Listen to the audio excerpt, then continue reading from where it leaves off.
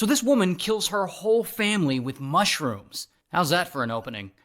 Now the woman's name is Erin, and Erin's about 48 during this time, living in Australia, and Erin has a problem. She and her ex-husband are fighting a lot. Now, her ex-husband is this guy, Simon.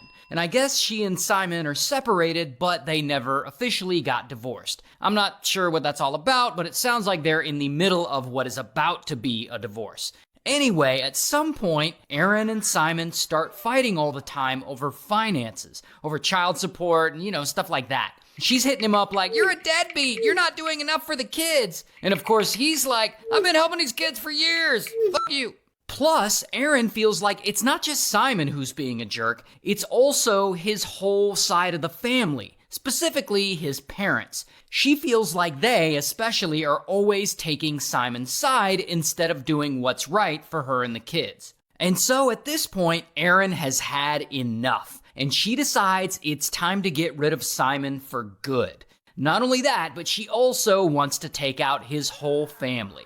So in 2023, she comes up with an insane plan that she's pretty sure will work. She's gonna unalive her ex-husband and his parents. She plans to go out and find some poisonous mushrooms growing in the wild, and then cook them up and slip them into ex-husband's food.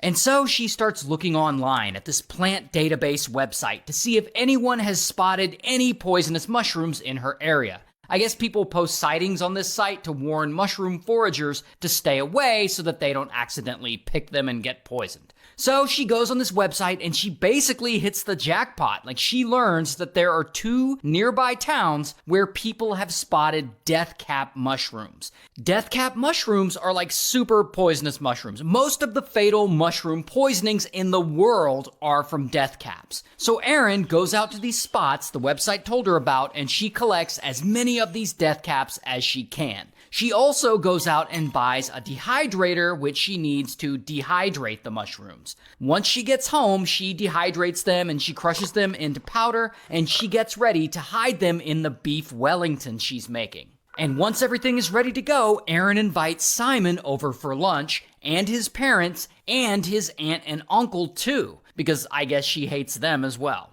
And when they ask why she's inviting them over for lunch, she's like, "I got a medical issue and I want to discuss whether or not to tell the kids."